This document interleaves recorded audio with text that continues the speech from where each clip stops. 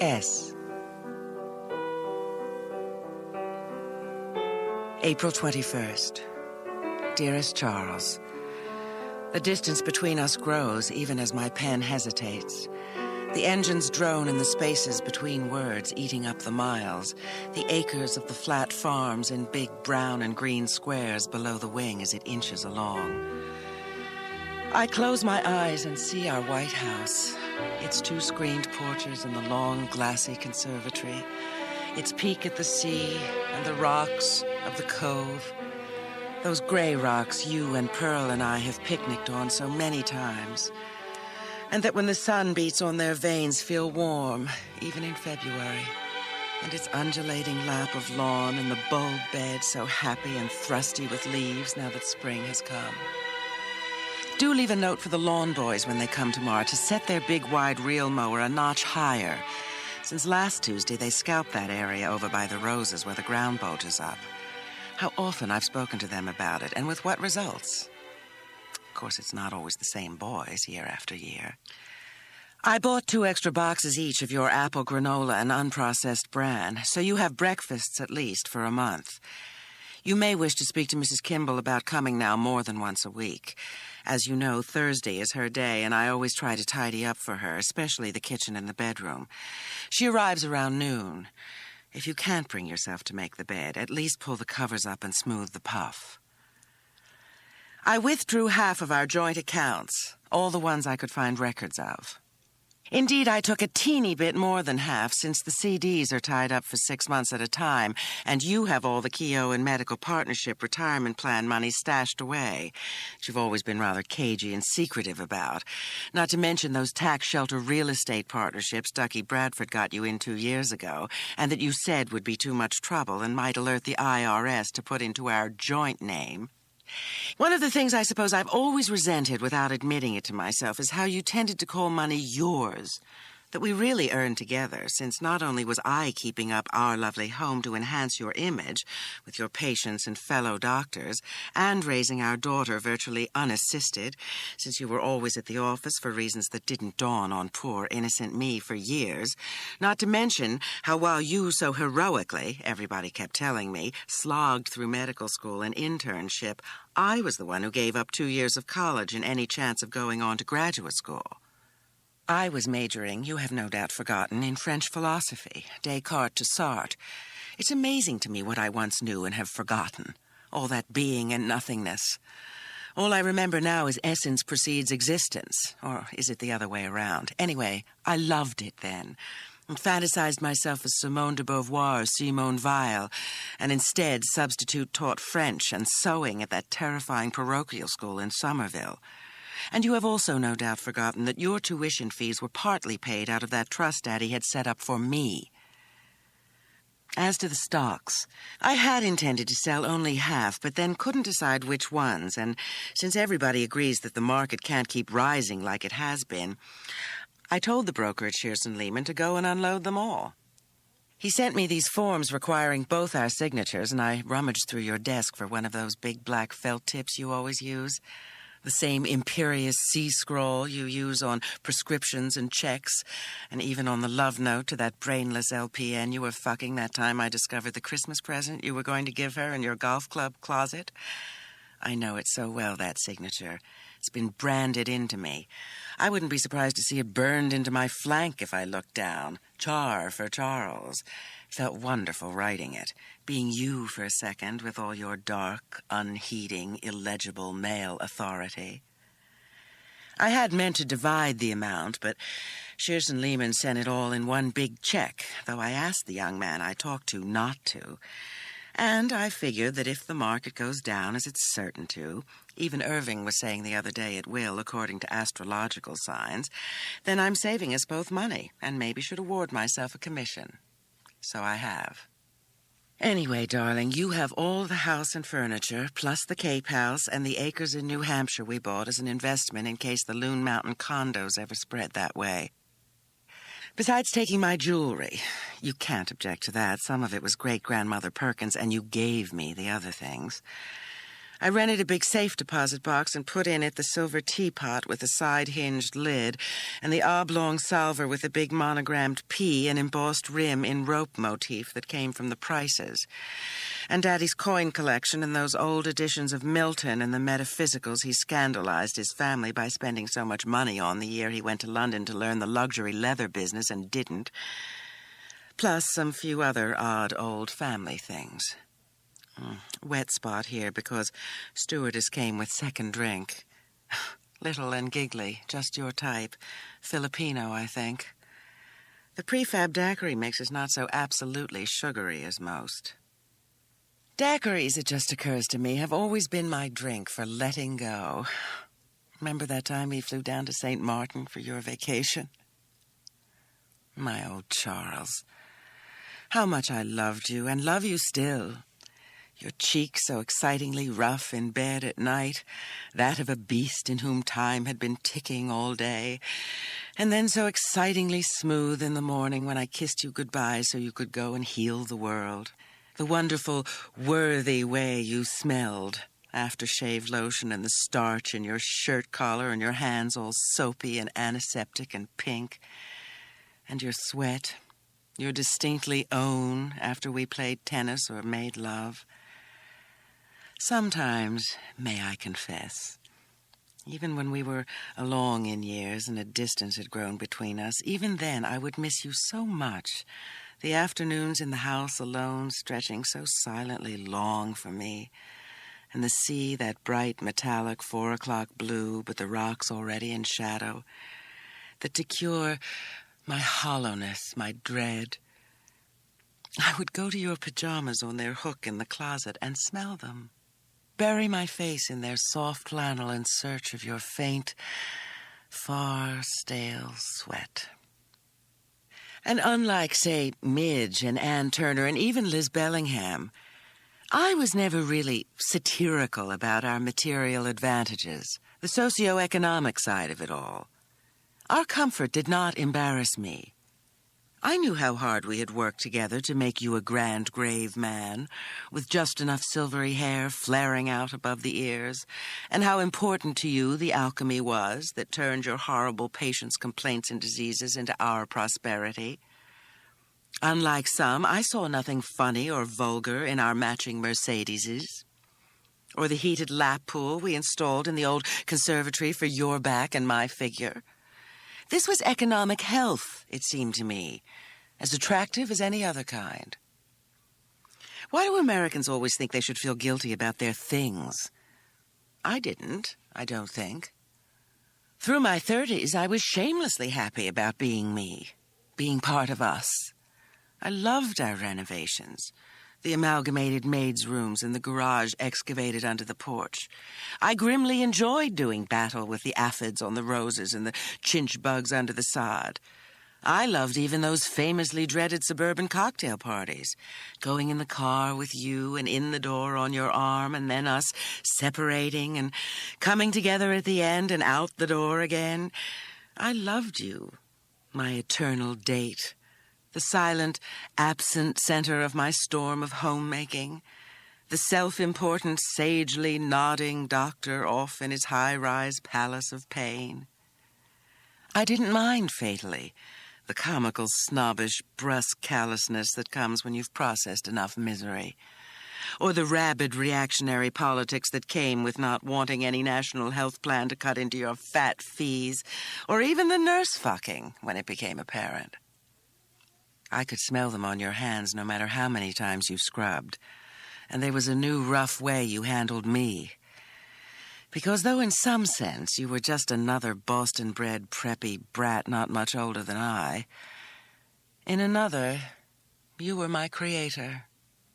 You had put me here, in this rocky, grassy, sparkling seaside landscape, amid the afternoon silence and the furniture, except, of course, the things Daddy wanted me to have, and Mother had to ditch, grudgingly, when she sold the Dedham house and bought her hideous Florida condo. Charles, darling, it was not your fault. Long interruption, they brought me food on a tray. Funny, chickeny sort of rolled-up thing. Fork and knife and napkin all rolled up, too. Hard to unroll, and not to bother with my elbows the sleeping man next to me. He already hates my writing, my scratching and pausing now and then to blot my tears. He's terrified I'm going to start confiding the reason for my hysteria, and so feign sleep. Typical male avoidance maneuver. Then I got sleepy, having consumed the little demi-bouteille du vin rosé Californian. Plane bounced up and down over some white-nosed mountain range as soon as the girl filled my coffee cup. No girl, actually. A woman about my age. Both of us too old to be bouncing around in the sky with these mountains poking upwards at us. Then I dozed. I don't know where your Filipino went to. She seemed busy in the first-class section and then got absorbed into the cockpit. They say with these automatic pilots all sorts of things go on. Nobody really is flying the plane. Just like the universe. Perhaps it was your fault, leaving me alone so much amid our piled-up treasures. You gave me time to sense that my life was illusion. Maya. Midge's yoga group that I joined just for exercises and something to do gave me a vocabulary.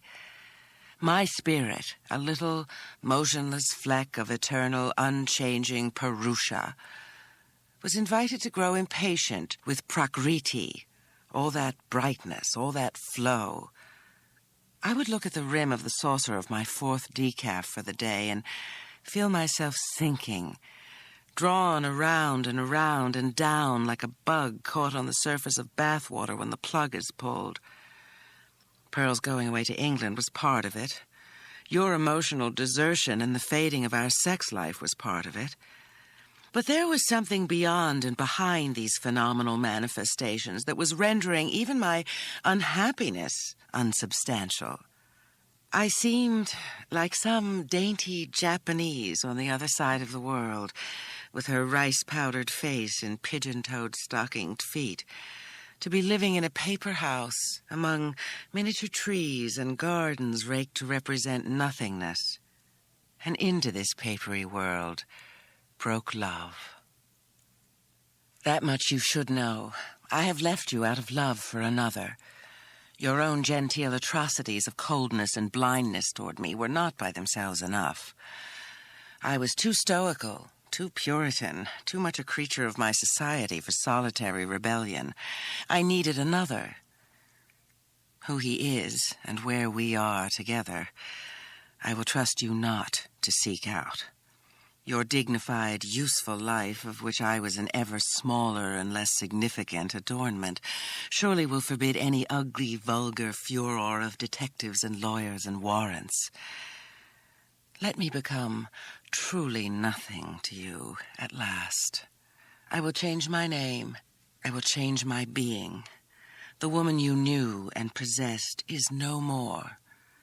I am destroying her. I am sinking into the great and beautiful blankness, which it is our European, Christian, Western avoidance maneuver to clutter and mask with material things and personal achievements. Ego is the enemy. Love is the goal.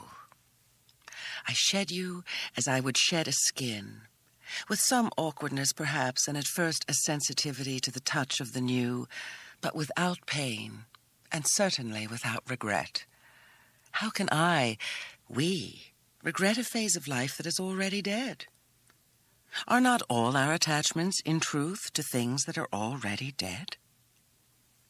If you decide to sell the house or any part of our joint holdings, I, of course, expect my legal half.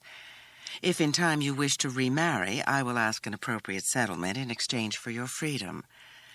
The affront to your pride and convenience of my desertion should weigh little in any wise court against the nearly 22 years of mental and emotional cruelty you, with your antiseptic chill, have inflicted on me. But enough, my once and only husband. No grudges. Between us, the scale is fairly balanced. Darkness, though the plane has moved west with the sun and given us a sunset in slow motion, has at last come, and little unknown cities twinkle below. We are descending. That is not my hand trembling, but the sudden uncongenial mixture of air and metal, the shaking of the plane. No, I am suddenly terrified to be without you. To be without you now that dinner hour has properly come and our windows will be black against the yews outside, with the lights of a lone boat moving across the cove, and the automatic garage door will be grinding upward to receive your Mercedes and rumbling down again, and the stairs up from the basement will resound with your aggressive footsteps. And there you will be, so solid and competent and trusting and expecting your quick martini before dinner. But then I realized that this happened. Darkness came to you. You found the house empty. You read my horrible, hasty note hours ago, in quite another time zone. Love, S. April 22nd. Dearest Pearl, perhaps by now you will have heard from your father. He was always less afraid of the transatlantic telephone, those strings of dialed numbers, those crackling foreign accents, than I was. My wiggles, you used to call my writing. When you were 2 and we were still living in the little Brighton house, you would crawl up on my lap expecting to see a drawing on my desk as when we crayoned together, and were so disappointed to see just my wiggles, little crooked lines all in one dull color. Well, darling, I'm doing my wiggles now in a motel in Los Angeles and have left your father. It was nothing he did, or that I did, suddenly. It was more a matter of what he and I have been doing for years and years, or not doing, rather, not even paying attention. You remember how conscientiously I used to tell him at dinner time of my day? The little tail-wagging housewife puppy, whimpering and drooling and offering up her pathetic worried bones and chewing sticks, her shopping trips to Boston and her excursions to the plant nursery. Well, I recently tried an experiment. I didn't tell your father a thing about my day, and he never asked. Not once. Day after day of biting my tongue, he utterly didn't notice. That settled it. So, absent from his perceptions, I might as well be absent in fact. Of course, there is a little more to it than that. We of the frailer sex have to have some wild hope, something to go to. Otherwise, a million years of slavery has conditioned us to huddle by the hearth, stony as it is, and pound some more millet, and get pounded in turn by way of thanks, and commune with the moon. I speak as one of my generation, that came of age just as the 50s ended.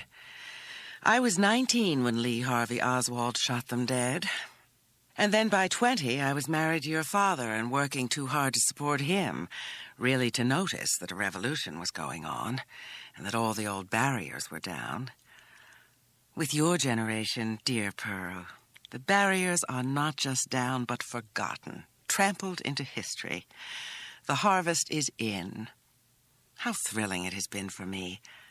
I almost wrote us, still thinking in the plighted plural, to see you grow, tall and fearless and carrying your femaleness like a battle flag. Even when you were tiny, I saw you as a soldier, your hair pale and straight and shiny as a helmet, magical blonde child of a dark mother and prematurely gray father. Your father, to give the devil his due, loved you extravagantly. He didn't want a son. When you were born, he confessed to me he couldn't have tolerated sharing me with another male. That was still in his chivalrous days. So you can see how I have this fear of being locked out by you two. I am in disgrace. I have flubbed my role. You have been so admirably the daughter, lisping your first words, Dada, Mama, and then Cookie from the Cookie Monster on Sesame Street.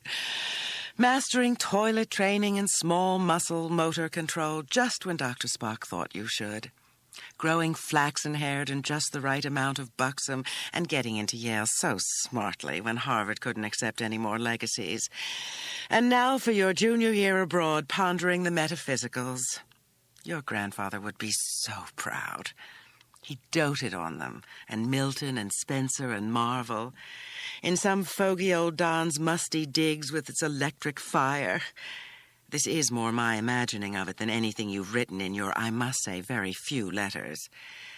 You have played and are playing so splendidly the role of daughter, and your father impeccably assumed the role of Dada. But I seem to have forgotten my lines and wandered off stage. Will you forgive me? Your father's forgiveness, oddly, doesn't interest me at all. 20 is an age when your parents still think of you as a child, and if you were to die or get married, one would sadly say, only 20. But as I recall that age, there is little only about it, and I must appeal to you as another woman to understand me, to simply know. And having so appealed, I realize, or seem to realize, in this rather terrifying motel room, that of course there is no question of condemnation. That you and I will continue to love each other as we did that first minute, when you gripped my finger with this little violet baby hand, the texture of a wilted flower. Because we are aspects of the same large person, that even in that first minute, all your eggs were tiny and perfect in you, and you were my egg, tiny and perfect. I'm crying as I write this, and perhaps make insufficient sense in the fashion of maudlin people, but do beg you to believe that I am your mother still. Study well, and never be tempted by drugs. People, which I see only in the dentist's office, but I must say I do devour eagerly there, and the National Enquirer, which Irving, my yoga instructor, is devoted to for its spiritual dimensions, its ESP and UFO news, are so full of these young English nobility and their dangerous drug habits that they pick up in imitation of the rock stars out of class guilt and a subconscious Marxist wish to destroy themselves, I suppose. But there's no reason for an American girl to get involved in any of that. Your mother's not a churchgoer, as you know, but I do believe firmly that our body, as God made it, with no additives, not only lasts longest, but is most fun. And along the same lines, don't get too infatuated with male homosexuals. I know they must seem, especially with those English accents and marvelous high, rosy complexions, very amusing and charming and unthreatening. But remember, dearest, they don't really like women. They think women are strange, too strange to deal with, and competitors, furthermore. Normal men think women are strange, too, but they don't try to steal other men from us, and at least up to your mother's generation had developed a certain delusional system around our strangeness that could be quite touching. They treated us like handicapped persons, opening doors and explaining our needs to waiters as though we couldn't talk. Well, that may be gone. But I'm sure that enough of something similar remains for you to concentrate on nice normal boys, if you can find any, in that dear, decadent old country. Tomorrow, I must head east again, driving into the desert in my rented car.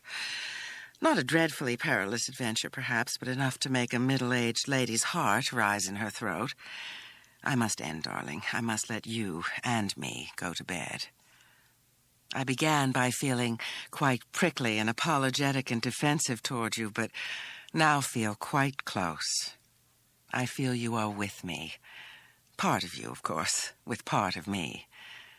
Write me at this address, care of Ashram Arhat, Forest, Arizona, 85077. Doesn't it sound like the end of the world? Do try to be a more conscientious correspondent than you have been. I am so alone now. And don't give the address to your father. Much, much love, Mother. April 23rd. Dear Dr. Podoritz, I am sorry, but I'm going to miss my cleaning appointment next Tuesday, the 29th, and don't know when I can make another. As you can see from the postmark, I'm a long way from Swampscott. But I promise to keep flossing and using the rubber tip on my gums. I certainly don't want to undo your good work and go through all that oral surgery again. Once was enough. Cordially, Sarah Worth, Mrs. Charles. April 23rd, 24th. Dear Mother, I'm exhausted from driving in the desert for hours, but wanted to drop you a note to counterbalance whatever alarming stories Charles is pouring into your ears. It is true I've left him, but for 10 years, more or less, it's felt every morning and midnight as if he's left me. Ever since my second miscarriage and our realizing that Pearl was the only child we would ever have, there's been this coldness and tension between us that you surely have noticed on your visits. Though perhaps you haven't. Charles always seemed, frankly, more your kind of man than mine. You and he used to get together with your martinis and purr over exactly what piece of catnip I could never decide, and then decided it was me. Me is some kind of possibly lovable, but certainly messy and very likely untrainable discipline problem. You two shared a curious, dry ability to, without exactly saying anything, make me feel dirty. My hair untidy, my feet too big, my skin too swarthy. I didn't know. People don't ever know what's wrong with them. They'll believe any bad thing. Whereas Daddy, as you remember, never did warm to him, though he tried, with that wonderful, gentlemanly nature of his. At any rate, I'm not writing to justify myself. My God, I'm 42. But to let you know on the wing, as it were, that I'm physically well, and you're not to worry. There's no other man, not really, not the way you think. But I did feel my entire flight out here the day before yesterday taking place in an upholding atmosphere of love. Love streaming against my face and chest like the sunset light in that clipper ship we had framed above the big carved mantel in Dedham. Think of me as still that little girl. Think of this episode now as my continuing my education. In fact, it is like that. Back to school. But school where my real innermost self, my Atman, will be taught to free itself from Maya and karma, from all the trappings of Prakriti.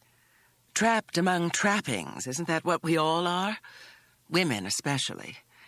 I loved the way you lightened yourself so drastically after Daddy died and you went to Florida. But when I was there in December, you seemed to have accumulated so many glass and wrought iron tables and splashy pink mildew-proof sofas, I felt claustrophobic again. Just like back in Dedham with all of Daddy's collections and your nice things from the prices and the dark walnut furniture. What I want to say is, don't let Charles con you. To him, I was another piece of furniture. And unless I got coffee spilled on me or squeaked like a rusty door, he never gave me a glance. You and he have always tended to gang up on me.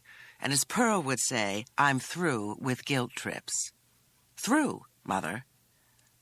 I do hope your back is better now that Boca Raton is beginning to swelter again.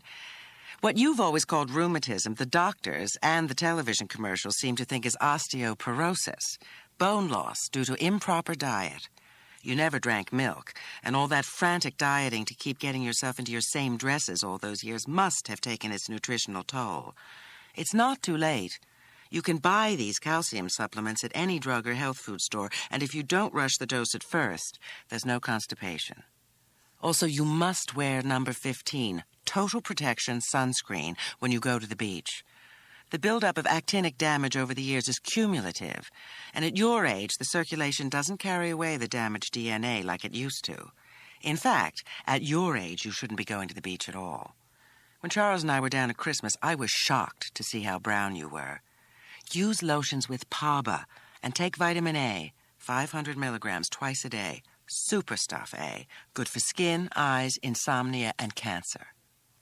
The best of the price silver, along with that serpentine candelabra Granddaddy saved from the Peabody creditors I put for safekeeping in a rented lockbox at the same bank where I opened my own independent account.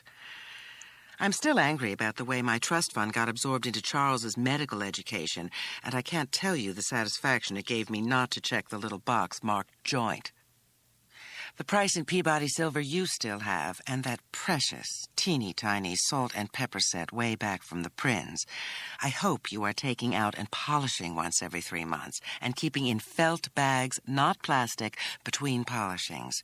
That Florida salt air is death on silver, whereas somehow in Massachusetts the salt doesn't matter so much. while we're on these materialistic subjects, I think your plan to cash in your CDs as they come due and go back into the stock market now that the interest rates are down is disastrous.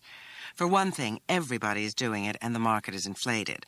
For another, with inflation flattening out, thanks to Reagan's hard-heartedness, cash is as good as gold.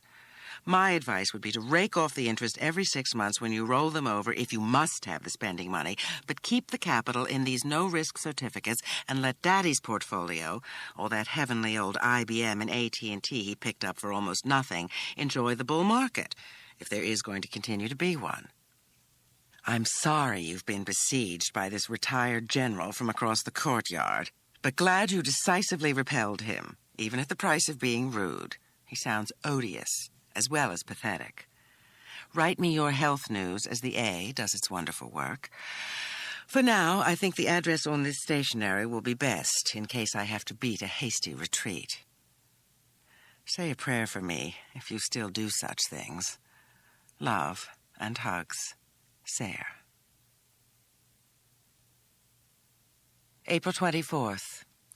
Gentlemen, enclosed, please find endorsed checks totaling, by my own calculations, $174,963.02 for deposit in my account. Kindly send my receipt and subsequent account statements to me, care of Babbling Brook Motor Lodge, Forest, Arizona, 85077, marked, Please Hold. Thank you sincerely, Sarah P. Worth. April 24th. Dear Dr. Epstein, I will not be in next Monday, or any Mondays as far as I can foresee. I have taken a step. Not the step, since over the years we have discussed so many steps I might take, but a step, out of my psychological impasse, away from the resentful dependency you and I have often agreed was so unhealthy. I feel fragile and naked, but free. Thank you for giving me, in all our many talks, my talks, I should say, coupled with your wise listening, the ego definition and strength to attempt this. Perhaps now the task next before me is ego transcendence. If Charles calls with some ridiculous proprietorial tantrum, you will know how to handle him. With gratitude and esteem, Sarah Worth. Tape. Dear Midge, hi. It's me, Sarah. I think it's May 5th, but there aren't many calendars around here. Oh, Midge, what a time I have been having. Just let me check and see if this damn thing is working, the little spools going around. And they seem to be. Well, I got here. Tell Irving. We see the Arhat in person go by in a limousine every day, sometimes twice a day. It's bliss. Tell him.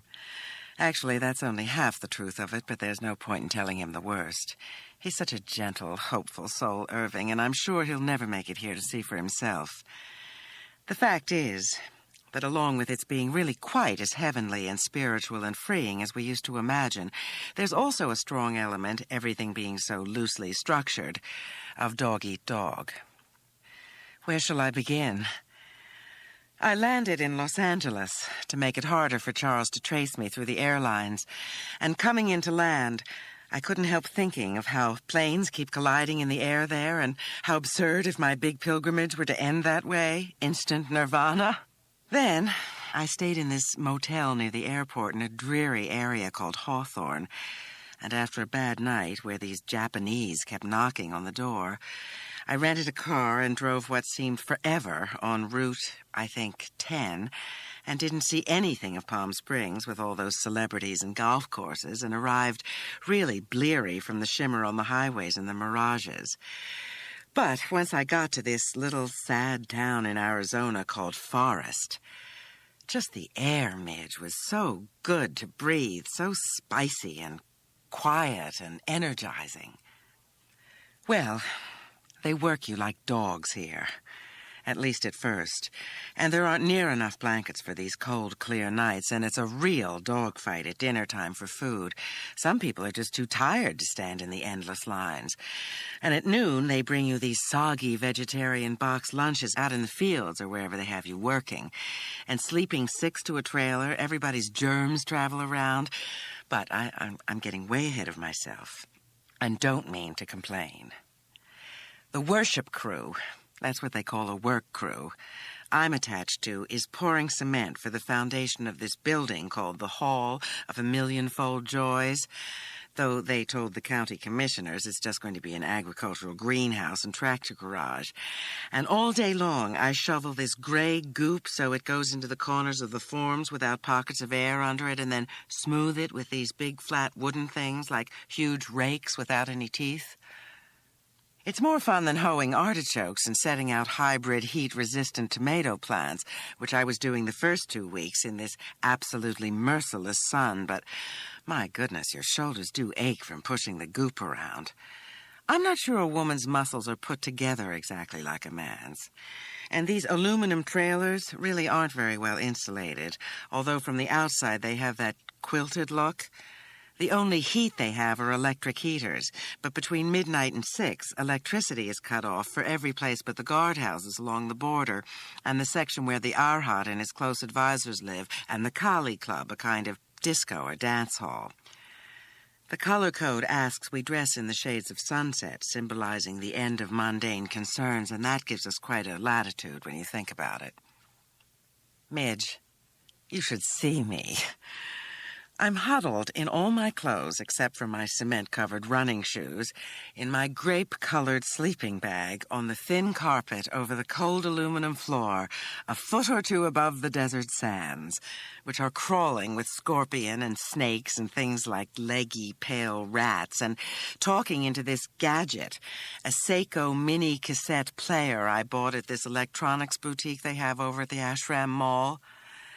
They sell a lot of gadgety stuff here. I was surprised. Even mugs and T-shirts with the Arhat's picture on them, and for what I'd call wild prices, since there's nowhere else to buy anything for 40 miles around. And anyway, all the profits go into the Treasury of Enlightenment and represent the love we feel for the Arhat.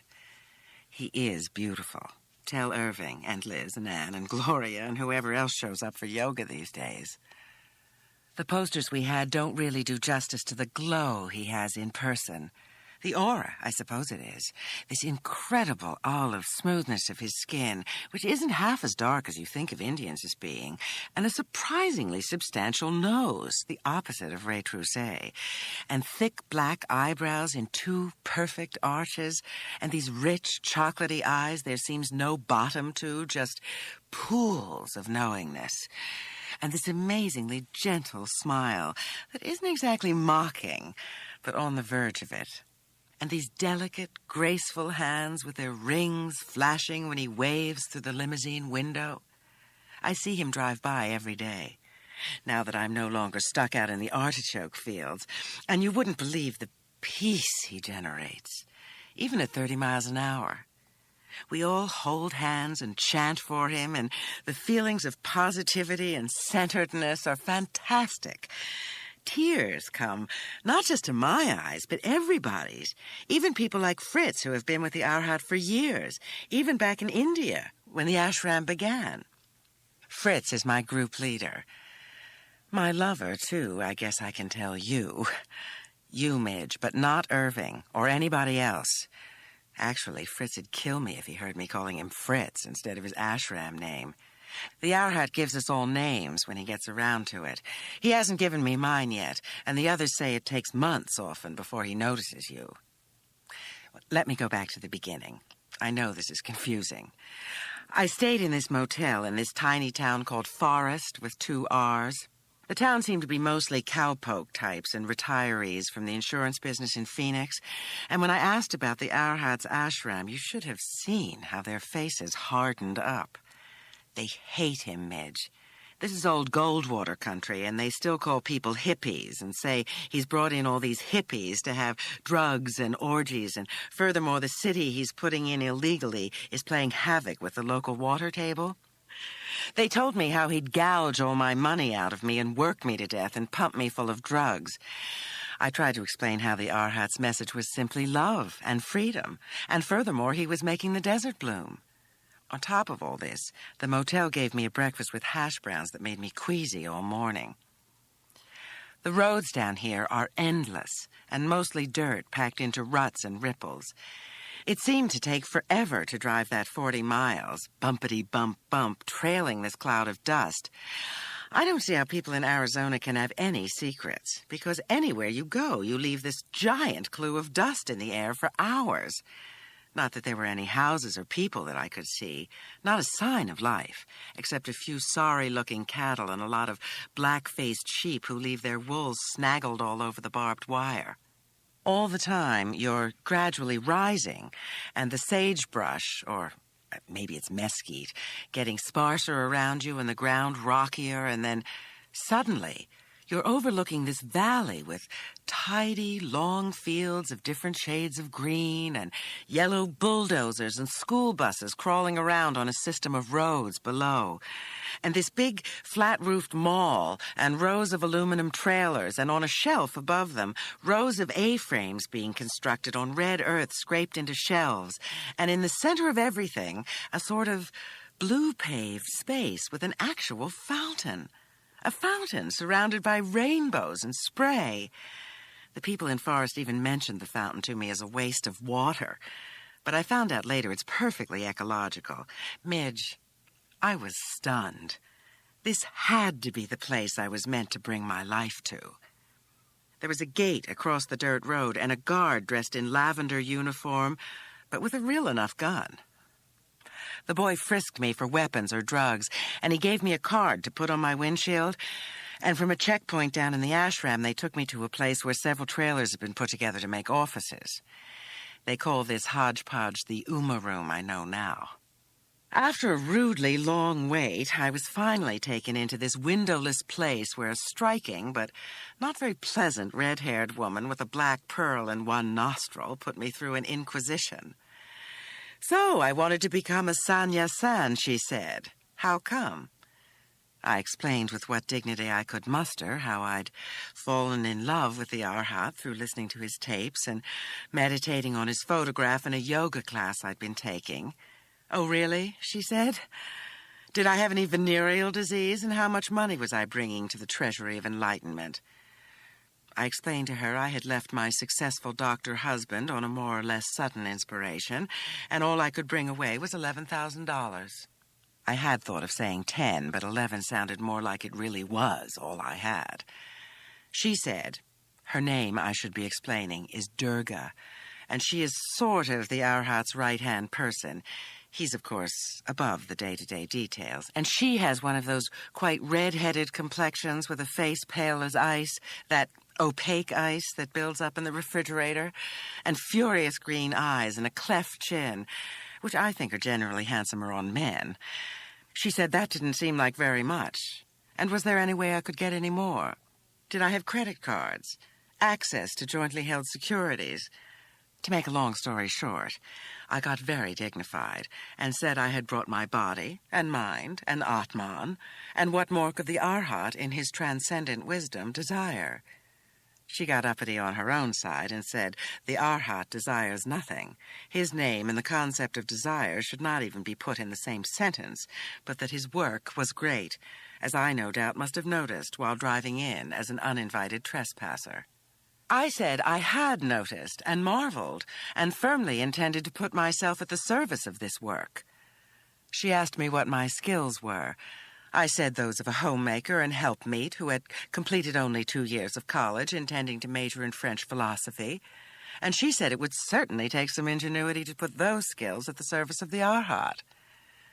Really, it wasn't all that intimidating, because outside the little windows of the trailer I could see these other sannyasins going by, laughing and looking so happy and peaceful and hugging and kissing each other whenever they felt like it. She gave me a speech about how work here was worship, and the harder the work, the more fervent the worship, and she doubted I could do hard labor. I said I had been an active gardener in my old life.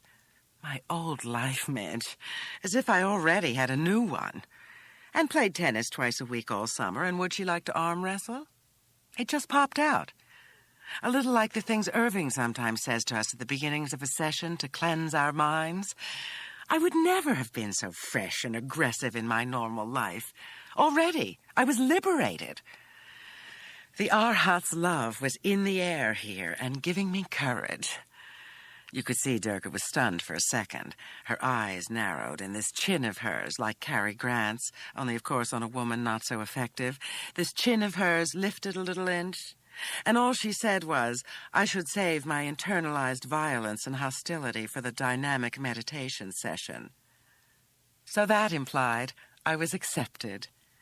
But Midge, if I'd known what a dynamic meditation session was, I might have gotten back into my car. But they had taken my keys and driven it away like valet parking, and in fact, I never have been able to find out what happened to it. So tell Charles, if by any chance you see him, that I can't help whatever notices from Hertz he keeps getting. They're not my fault.